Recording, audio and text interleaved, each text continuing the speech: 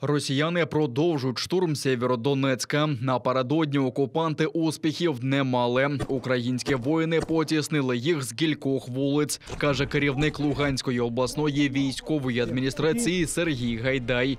Ворог намагається прорвати нашу оборону з боку Золотого, Попасної, Комишувахи та Білогорівки. Планує відновити наступ на Слов'янськ і гатить з артилерії, мінометів та іншої зброї вздовж усієї лінії фронту. На Бахмутському напрямку ворог веде штурмові дії в населеному пункті Комишуваха з метою взяття під контроль міста. Має частковий успіх. Бої тривають. Вів штурм у напрямках населених пунктів Нагірне та Білогорівка. В результаті завданого вогневого нашими підрозділами ураження відійшов. На Авдіївському, Курахівському, Новопавлівському та Запорізькому напрямках противник активних бойових дій не вів.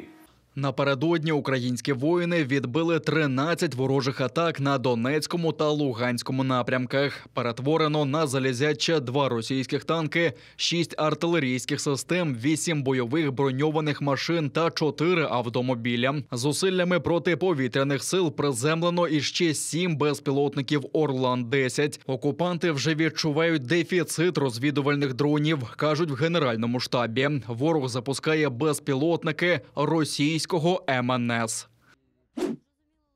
Окупанти вдарили 4 ракетами по Миколаївщині. Поцілили по раніше зруйнованому залізничному мосту в районі села Трихати, повідомили в оперативному командуванні «Південь». Також пошкодили інфраструктуру Миколаєва, атакували Очаків, Чорноморське узбережжя Миколаївщини і тилові райони наших позицій. Військові упевнені, таким чином окупанти намагаються посилити психологічний тиск на мирне населення та підрозділи сил оборони, щоб уповільнити контрнаступ. Загроза чергових ударів з моря також зберігається.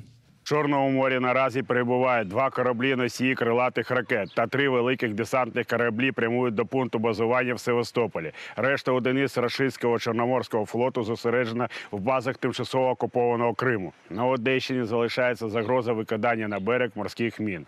Тривають контрдиверсійні заходи в різних районах області. Ще на 2 швидкісні десантні катери поменшало в російських окупантів. За повідомленням оперативного командування «Південь», човни знищені українськими військовими у Дніпробузькому лимані. Там окупанти причаїлися в очікуванні команди до відпрацювання диверсійно-розвідувальних дій. До слова, 2 російських катери «Раптор», підбиті раніше біля острова Зміїний, окупанти підняли і відтягнули до окупованого Севастополя. У пункті їхнього базування понівечені човни планують реанімувати. Україні потрібно більше зброї та санкцій проти РФ.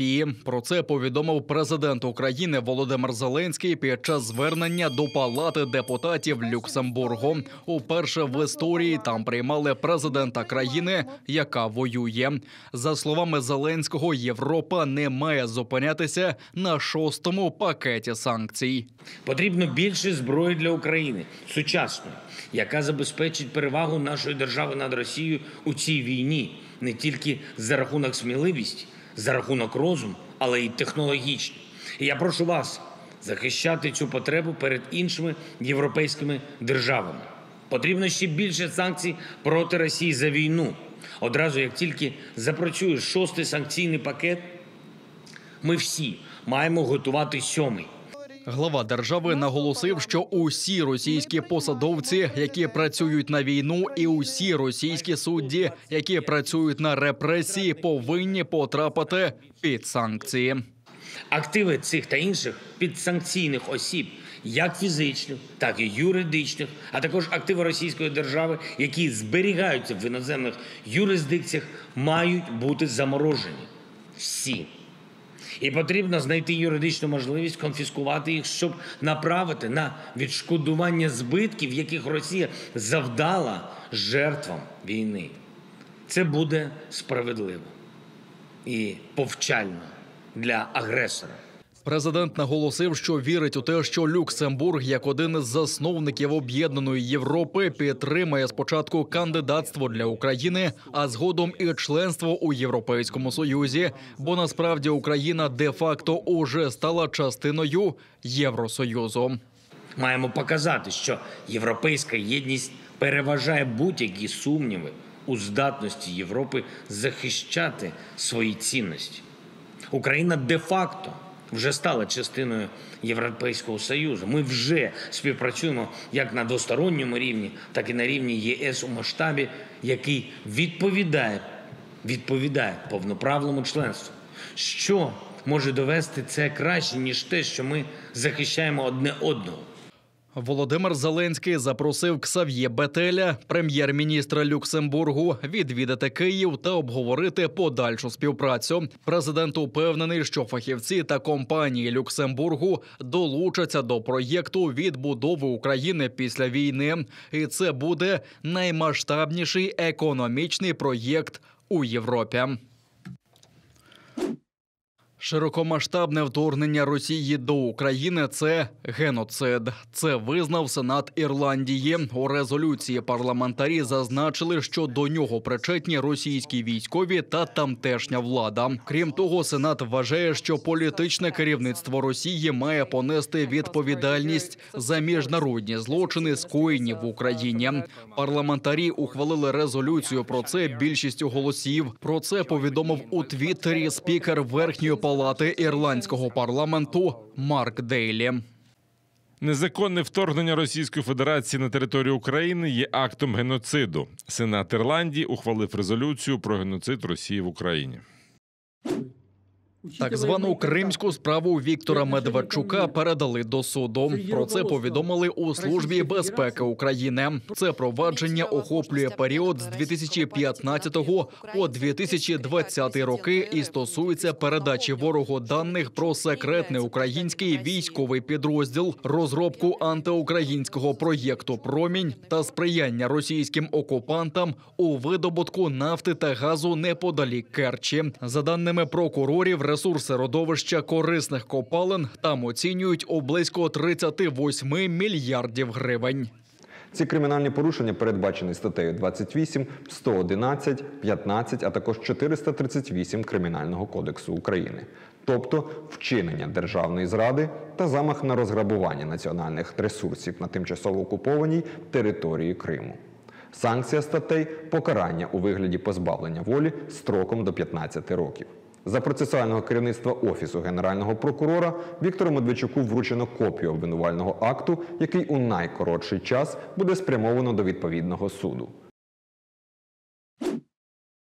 Вивезення награбованого збіжжя через окупований Крим. Прокуратура Криму почала кримінальне провадження за фактом незаконного в'їзду-виїзду з окупованої території російськими суднами. Слідчі встановили, що під прапором Ерефії незаконно вивозять награбоване українське зерно з окупованих територій Херсонщини та Запоріжжя.